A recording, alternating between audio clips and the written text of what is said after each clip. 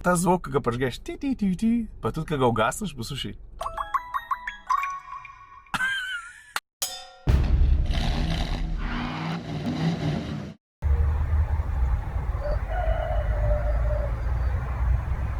Stari, da bomo pa petelina kikirika v komotar minuti, pa mislim, da še ne. Razlog je dosti preprost, zgodaj zjutraj je še. Avto, ko ga vidiš za mano, pa noben ti ne bi zameril, če ga ne bi prepoznal iz prve. Pa vsem mislim, da vas je v šusu kar neki rekli SsangYong. Model se imenuje Korando. Verjamem, da ti avto ne zgleda hudo znan, ampak kdor pozna zgodovino SsangYonga, ve, da se model Korando od svojega začetka pa do danes, in to vedno z vsako generacijo znova, tako spreminjal, da tudi če te novega vidiš, ne pomeni, da veš, kako je izgledal ta prejšnji. A veš, če upoštevaš SsangYong, predvsem pa njihovega Koranda, pri oblikovanju prehaja do, ne do evolucijske nadgradnje, ki smo jo ponavadi vajeni predvsem pri kakšnih razmeroma konzervativnih Nemcih, ampak do takih hudih preskokov pri dizajnu. Da boš mogoče lažje razumel, dobro si ga poglej, zdaj ti bom pokazal pa prejšnjo generacijo. 3, 4, zdaj.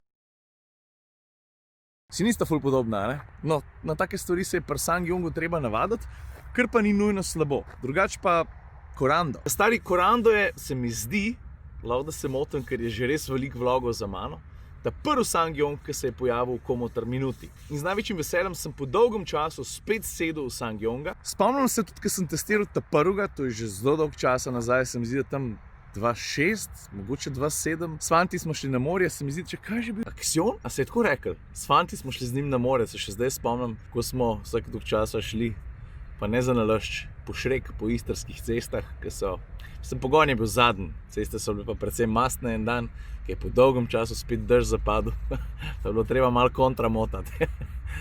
Spomini. No, zdaj pa čas, da se posvetimo Korandu. Ta prva stvar, ki jo moramo vedeti. Po dolgem času se bodo zgodile sladko-kisle, ampak preden se jih pa lotim, se mi zdi, da je prav, da povem par osnovnih. Ta prva stvar, ki jo moraš vedeti, znamka SsangYong spada oziroma je v lasti indijske Mahindre. Pa Korando, ko gledaš za mano, je 4. generacija tega modela, predstavljen je bil pa lani. Pogonska zasnova je zelo preprosta. Poglej, ali zbereš 1,5 litrskega bencinarja, ki poganja točen ta avto, ima 120 kW oziroma 163 konjev, kar ni mal, dobro potegne, ali zbereš pa 1,6 litrskega dizla. Pa ne samo to, 2021 pride tudi čist električen Korando. Pa da ga ne bom kazal samo od spredi, pejmo prek boka na zadnji del. A veš, kaj sem hotel povedati? Točno tega je pomagala oblikovati tudi Pininfarina, znotri in zunaj. Pa če te zanima, proti komu se bori, oziroma kdo so njegovi tekmeci, dajmo reči recimo Qashqai, Kadjar, kva še, Tiguan, no te, pa podobni. Tekmecev je v tem segmentu valjda ogromen, ampak samo to, da veš, kje približno se gibamo. Je pa še ena stvar, ki mogoče mrzdo ne upošteva. Ta avto je še kar dostopen, mislim, glede na to, koliko prostora ima, pa kaj se ponuja, prijemo do tega pol, kar pomeni, da bi za tekmece lahko vzel tudi kakšne avte iz segmenta nižji. Mislim, ker se cenovno skoraj poklapa z njimi, a veš, v tem je fora. Ok, zdaj na vrsti pa ta prva sladka. Dolg je skoraj 4,5 metre. Placa v kabini, pa tudi v kufru, je pa ogromen. Pravzaprav je to stvar, ki me je najbolj presenetila. Bi bilo pametno, če začnemo pri kufru. Lej, kar vidiš, je 551 razpoložljivih litrov, seveda, če upoštevaš, da je tukaj spodaj še en orang dvojen dno, pa ne samo to, tole mi je fajn, lej. Ker pomeni, da lahko kufer oziroma prostor prtljažnika pregradiš, če furaš kakšne stvari, za katere ne bi želel, da se premikajo levo, desno. Kufer je pravilnih oblik, nakladan rob je razmeroma ozek, pa ne samo to, ko je tale polica, predvsem postavljena tako, kot treba, je rob praktično raven, pa tudi to se da premikati, pa umikati in tako naprej. Vidiš? Glavni prtljažnik je opremljen z vsem, kar nek povprečen lastnik potrebuje, če ga želi orenk obremeniti. In če že govorimo o obremenitvi, te police, ki sem jih jaz prej umikal, pa sem z njimi pregreval prtljažnik, vsaka od obeh zdrži breme 60 kg.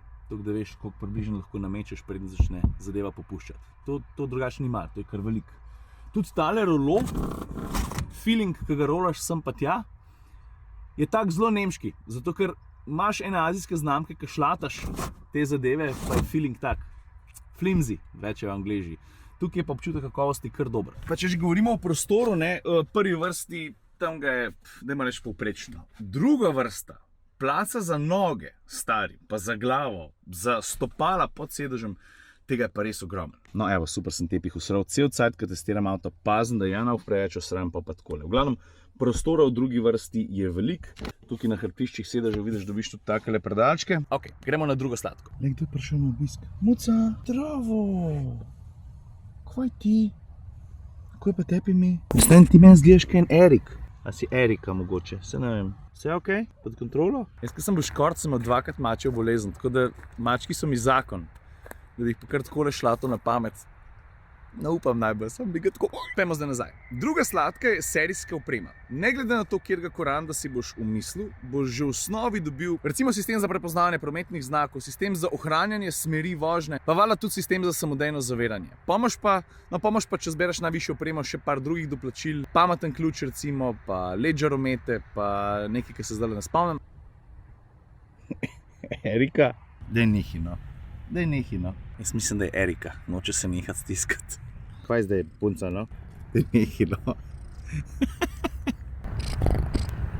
Dobro, doplačati recimo treba radarski tempomat, ta avto ga ima, dela dober, pa tudi generalno gledano je avto že v osnovi zelo varen. 5 varnostnih zvezdic, k čemur mu pomaga serijska oprema, ne? To se tam šteje. Ok, cajt je za tretjo sladko, ta se skriva pa tukaj spodaj. Motor 1,5 litrski turbobencinar sem že omenil. Med njegove prednosti ne štejem samo to, da je razmeroma zmogljiv, pa da dobro potegne, čeprav spodaj pri nižjih vrtljajih se včasih malo botavlja, pa ta poskočnost je sicer povezana z razmeroma visoko porabo. Meni je avto porabil med 7,5 pa 9 litri na 100 km. Zna biti poraba tudi dosti višja, če si mečken malomaren, ampak stvar, ki me pri motorju najbolj prepričala, je to, da res luštno potegne, da mu ni neroden iskati rdečih vrtljajev, predvsem pa, da je v osnovi zelo tih. Ok, pojmo naprej. A ja, mogoče samo še to. Ti ta avto lahko dobiš ali s prednjim ali pa štirikolesnim pogonom. Pa tudi pri menjalnikih lahko, ne glede na to, kjer motor zbereš, vzameš ročnega ali pa avtomatski. Za četrto sladko pojmo pa v prvo vrsto, zato ker bomo govorili o kabini oziroma o delovnem prostoru. Najprej moraš pričakovati enako mero oglatosti kot pri karoseriji. Deluje precej tako rudimentarno, osnovno. A meni je to všeč, zato ker je drugače od vsega drugega, kar ponavadi ta segment ponuja. Pa materiali, to je treba priznati, to bi lahko vrgel tudi med kisle, ampak a veš, je treba upoštevati, ne, koliko ti denarja za nekaj plačaš in prijemo pol do zadnje sladke razmerje med ceno pa dobljenim. A veš, fora v tem, pa se mogoče sam meni tako zdi, da ne glede na to, da je tukaj ogromno ene piano plastike, da se veliko praha gor nabira, da je zadeva zelo oglata, tako kot sem rekel, v skladu s karoserijo, da je tudi trde plastike kar nekaj. Ampak vsem se mi pa zdi, da sem se v tej kabini ves čas dobro počutil. A veš, mogoče gre ravno za preprost pristop,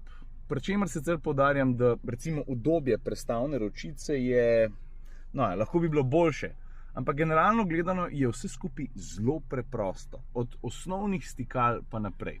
Vmesnik je sicer zelo osnoven, ne ponuja grozen velik, tisto, kar pa ponuja, zna pa dobro. Mrzko bo verjetno pomemben, da podpira Apple CarPlay pa Android Auto, pa treba je vedeti, da so števci lahko ne samo analogni, ampak tudi digitalni. Volan je, moram reči, malo hecen, ker je spodaj debelejši kot zgori. Treba je pa kar nekako priznati, da vsa ta preprostost, s katero si soočen, pa mimogrede ergonomija je zelo v redu, da deluje, mater sem temen, precej osvežilno. Mislim, v primerjavi z vsem tem, kar se zdaj dogaja pri drugih sodobnih avtomobilih. Tako da me trda plastika, pa materiali, ki pri nekaterih stikalih recimo res niso naravni kakšnih tekmecev, ne moti niti malo. Dobro, zdaj pa minusi, spet sem narobe naredil, ker sem šel ven iz kabine, zato ker...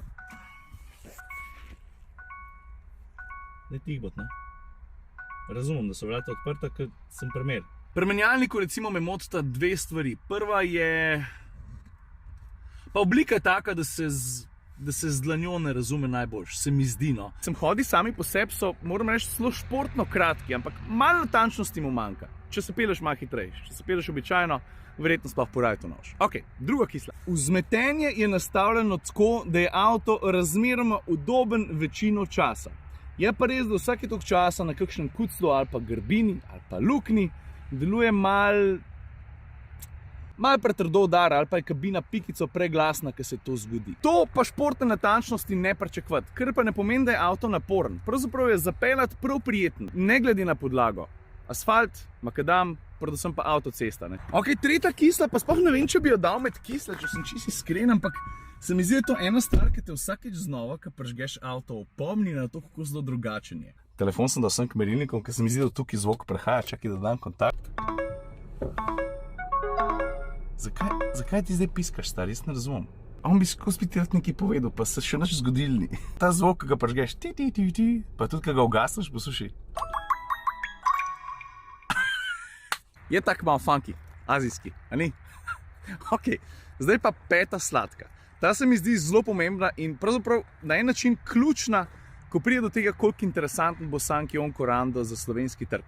Zato, ker razmerje med ceno pa dobljenim, zdaj tukaj pod dobljeno moraš upoštevati serijsko opremo, ki sem jo prej omenil, pa prostor, velik prostora, 550 litrski kufer, vzorno prilagodljiv, v zelo velik prostora v drugi vrsti, živahen motor, z mogoče malo nadpovprečno porabo. Ampak če gledaš celostno, kaj ti ta avto ponuja za 24 jurjev, pa mislim, da je voznik pa še nekaj zraven, da pa je pa kar naenkrat cena, ne vem, 22-23 jurjev, ja stari, to je pa pol že cajt, ki se usedeš dol pa začneš malo primerjati, ne?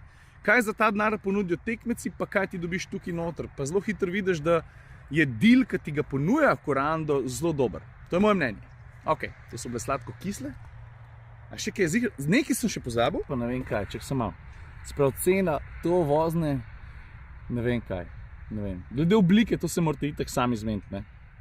A vam je všeč ali ne? Se mi zdi, da so avtomobili včasih čist neupravičeno spregledani. In ta se mi zdi, da je dober kandidat, da pade v skupino spregledani, pa je to mogoče malo nefair. Vsaj glede na to, kar sem ti danes o njem povedal. Ok, zdaj pa počasi set, da zaključim tale vlog, upam ti je bil všeč. Če še ne, me sledi tudi na Instagramu, predvsem zato, ker tam dobiš pa res veliko zakulisja. Vem, da na Facebook dam vlog, pa dam vsake toliko časa kakšno fotko, pa odprem kakšno debato, medtem pa če spremljaš komotra minuto na YouTubeu, pol je pa vsebina vsake toliko časa res malo. Če boš pičil pa na Instagram, tam je pa vsebina res veliko. Mislim, zakulisje, storiji, kaj se dogaja vmes, pa tako naprej. To je to. Ok. Erika? Pa ni več. Ajde.